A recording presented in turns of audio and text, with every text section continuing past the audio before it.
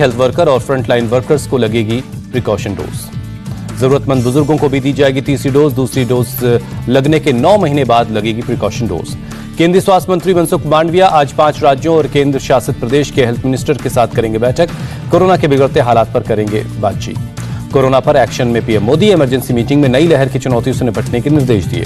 PM Modi ने vaccination पर रखा खास जोर। जिला स्तर पर स्वास्थ्य सेवाएं सुनिश्चित करने के लिए कहा। पीएम मोदी का अधिकारियों को निर्देश, राज्यों के साथ मिलकर काम करें, होम आइसोलेशन पर करें फोकस। देश में लगातार चौथे दिन 1 लाख से ज्यादा कोरोना के केस मिले। 24 घंटे में 1,59,000 से ज्यादा लोग पाए गए पॉजिटिव। 224 दिन बाद सबसे ज्यादा केस आए।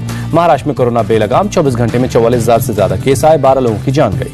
मुंबई में कोरोना के 19,474 नए केस मिले। एक दिन में कोरोना से 7 लोगों की जान गई। मुंबई के धारावी में एक दिन में कोरोना के 123 मामले मिले। माहिम में 235 पॉजिटिव केस आए। पुणे में कोरोना के 4,000 से ज्यादा नए मामले मिले। एक्टिव केस की संख्या 14,890 है। नागपुर में ओमिक्रॉन के 7 नए मरीज मिले। 4 की फॉरेन हिस्ट्री है। दिल्ली में भी कोरोना बेकाबू हुआ। 24 घंटे में 22,751 नए मरीज मिले। 24 घंटे में 17 मरीजों की जान गई। कोरोना के रिकॉर्ड 24,287 नए मामले बंगाल में मिले। 18 मरीजों की जान गई। कर्नाटक में कोरोना की रफ्तार जारी है। 24 घंटे में 12,000 नए केस मिले। अकेले बेंगलुरु में 9,000 से ज्यादा केस आए। तमिलनाडु में भी कोरोना के 12,000 से ज्यादा नए केस मिले। 24 घंटे में 12 मरीजों की जान गई। केरल में कोरोना के 6,238 नए केस मिले। 24 घंटे में 30 मरीजों की मौत। उत्तर प्रदेश में कोरोना के 7,695 नए केस मिले। 24 घंटे में 4 मरीजों को ने दम तोड़ दिया। बिहार में कोरोना के 5,000 से ज्यादा नए केस आए। 1 मरीज की मौत। पटना में IGIMS अस्पताल में जीनोम सीक्वेंसिंग रिपोर्ट में 85% मरीज ओमिक्रॉन के मिले। 32 सैंपल्स में 27 ओमिक्रॉन और 4 मरीज डेल्टा वायरस के।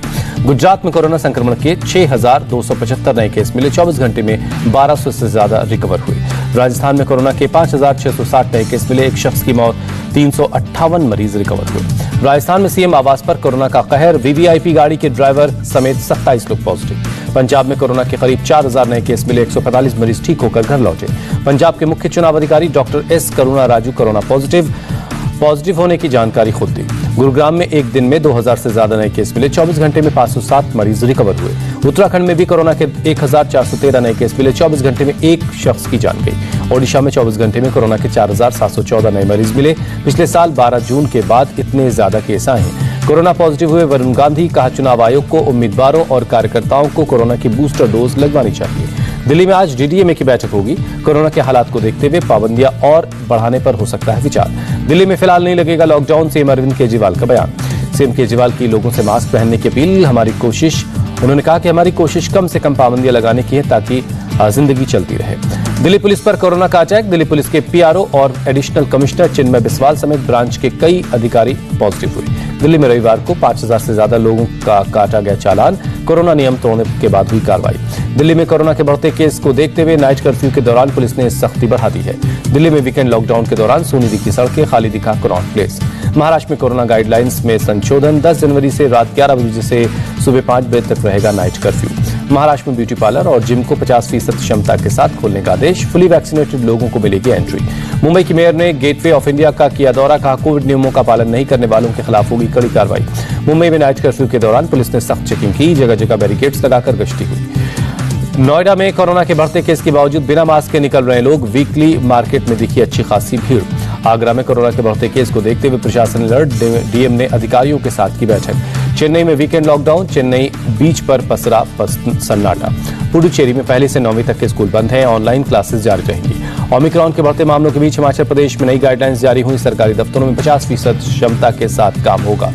त्रिपुरा में सोमवार से 20 जनवरी तक रात 9 बजे से सुबह 5 बजे तक नाइट कर्फ्यू। सिनेमा हॉल, बार 50% क्षमता के साथ ही चलेंगे। राजस्थान में नगर निगम और नगर पालिका क्षेत्र में 30 जनवरी तक शैक्षणिक गतिविधियां बंद रहेंगी। 12वीं तक के सिर्फ ऑनलाइन पढ़ाई होगी। राजस्थान में शादी में सिर्फ 100 लोगों के शामिल होने की इजाजत। होटल या रेस्टोरेंट रात 10 बजे तक 50% क्षमता के साथ चलेंगे।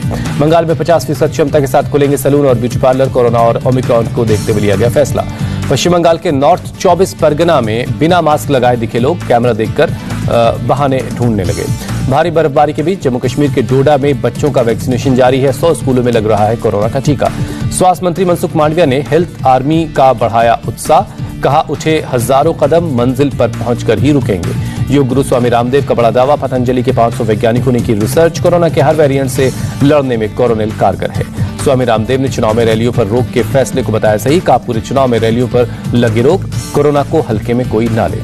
5 राज्यों में कोरोना सर्टिफिकेट पर पीएम मोदी की तस्वीर पर रोक, आचार संहिता की वजह से लिया गया फैसला।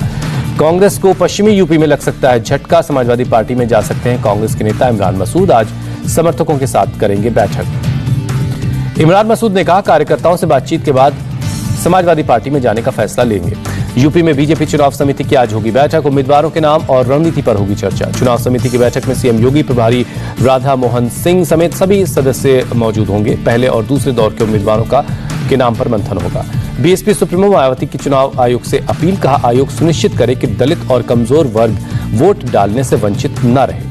मायावती का दावा, बीएसपी एकमात्र ऐसी पार्टी है जो आमजनों के हितों का ख्याल रखती है, अपराध पर लगाम लगाती है। बीजेपी नेता शिव प्रसाद यादव की चुटकी, भगवान श्री कृष्ण ने सपने में जगाकर कहा उठो और अखिलेश के खिलाफ चुनाव लड़ो। आम आदमी पार्टी ने पंजाब चुनाव के लिए उम्मीदवारों की नवी लिस्ट जारी की, 5 उम्मीदवारों के नाम का ऐलान किया। संयुक्त समाज मोर्चा पंजाब में आपके साथ नहीं करेगा गठबंधन, गुरनाम सिंह चौड़ूनी की पार्टी के साथ गठबंधन को लेकर बनाएगी कमेटी। गोवा के निर्दलीय विधायक प्रसाद गांवकर ने विधायक पद से इस्तीफा दिया, विधानसभा सचिव को सौंपा इस्तीफा। कांग्रेस ने गोवा में 7 उम्मीदवारों के नामों का ऐलान किया।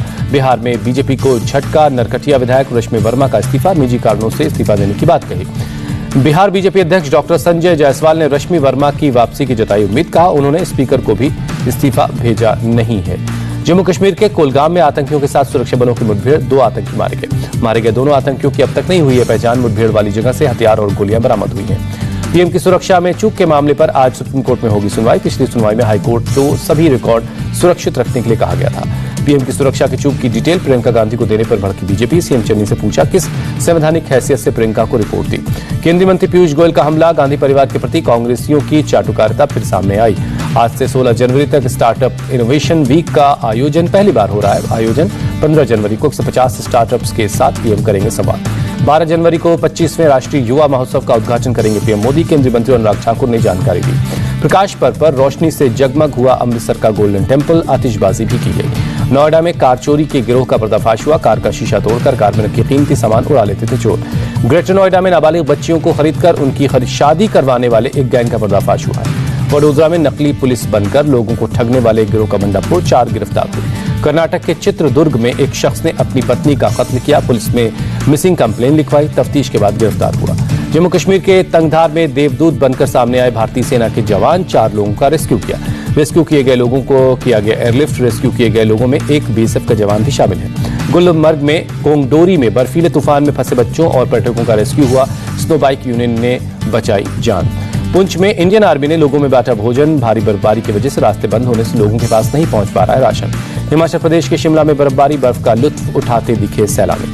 मुंबई में समंदर में डूबती बच्ची का रेस्क्यू, गेटवे ऑफ इंडिया के पास डूब रही बच्ची को कोस्टल गार्ड्स के जवानों ने बचाया। अमेरिका के न्यूयॉर्क सिटी में बिल्डिंग में लगी आग, हादसे में 9 बच्चों समेत 19 लोगों की जान गई। 19 मंजिला बिल्डिंग की 3री मंजिल पर आग लगी थी। काफी मशक्कत के बाद 200 फायर फाइटर्स ने आग पर काबू पा लिया है। पाकिस्तान में बर्फीले तूफान में 10 बच्चों समेत 22 की मौत। मुरी में भारी बर्फबारी में हजारों गाड़ियां फंसी। अफगानिस्तान में तालिबान लड़ाकों ने निकाली मिलिट्री परेड, कई गाड़ियों का प्रदर्शन किया। सूडान में राजनीतिक गतिरोध जारी है, अक्टूबर में हुए सैन्य तख्तापलट के विरोध में लोगों का प्रदर्शन।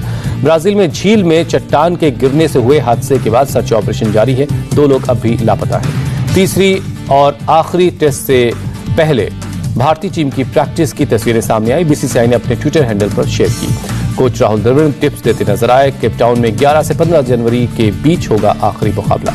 एशिया सीरीज का चौथा टेस्ट रोमांचक अंदाज में ड्रॉ हुआ, इंग्लैंड के निचले क्रम के खिलाड़ियों ने किया शानदार प्रदर्शन। ऑस्ट्रेलिया को अंतिम ओवर में चाहिए था आखिरी विकेट, स्टुअर्ट ब्रॉड और एंडरसन ने विकेट पर टिककर इंग्लैंड को हार से बचा लिया। ऑस्ट्रेलिया ने इंग्लैंड को 388 रनों का लक्ष्य दिया था। दूसरी पारी में इंग्लैंड ने 9 विकेट खोकर 270 रन बनाए। उस्मान ख्वाजा को चुना गया प्लेयर ऑफ द मैच, दोनों पारियों में जड़ा शानदार शतक। कोविड की वजह से देश से बाहर हो सकता है आईपीएल 2022 का आयोजन, बीसीसीआई कर रहा है इस पर विचार। राफेल नडाल ने मेलबर्न में समरसेट टूर्नामेंट का खिताब जीता, फाइनल में अमेरिकी खिलाड़ी को 7-6, 6-3 से हरा दिया।